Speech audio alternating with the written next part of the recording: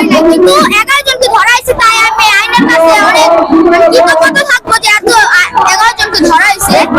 মানে আরো মানুষকে যদি ধরা হয়, তাই ওদের কাছে বিনত তাদের অনুরোধ করছি যে আরো তাড়াতাড়ি যদি আসামিদেরকে ধরা হোক।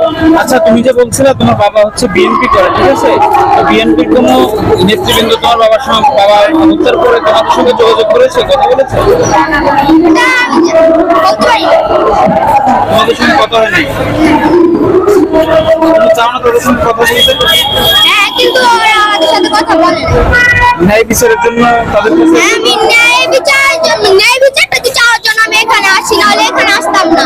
বাবাকে যারা মারছে তাদের সবচেয়ে কঠিনতম শাস্তি ফাঁসি হোক, এটাই চাই। আর বাংলার বুকে যদি চাঁদাবাজ, খুনি, সন্ত্রাস কিছু না থাকুক, বাংলার বুকে আর কোনো খুনাখুনি না হোক, স্বাধীন বাংলা থাকুক। যে আমেরিকা, লন্ডন, ওরা এত কেন শান্তি? কারণ ওরা ওদের ভিতরে মানবতা আছে, ওরা এরকম খুনাখুনি করে না, ওরা একটা স্বাধীন দেশ মতো আছে। তো তারা স্বাধীন হওয়ার পর স্বাধীন না, এটা খালি খুনাখুনির দেশ একটা, এটা বাংলাদেশ বললে হইবে না। তোমার বাবার সাথে তোমার সবচেয়ে সুন্দর স্মৃতির কথা কি?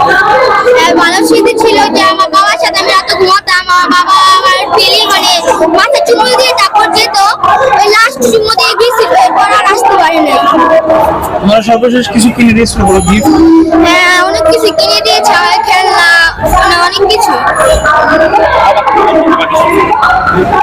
মানে বাবা বাবা বলে ডাকতো আমাকে, বলতো মানে অনেক কিছু বলতো। আমি সঠিক বিচার চাওয়ার জন্য এখানে আছি, আমি সঠিক বিচারটাই চাচ্ছি যে আমার বাবাকে যারা মারছে তাদের ফাঁসি হোক। এবং উনি কিন্তু এই আমার মামা মারা যাওয়ার পরে অনেকদিন অ্যাবসেন্ট কেন? সে মামলাতে অন্যদিকে ঘুরিয়ে নিতে পারে, এটা কি সন্দেহ মনে হচ্ছে আপনাদের? না, বর্তমানে পুলিশের আচরণ, গতিবিধি, তাদের কার্যক্রম দেখে মনে হচ্ছে না যে তারা এরকমের কিছু করবে।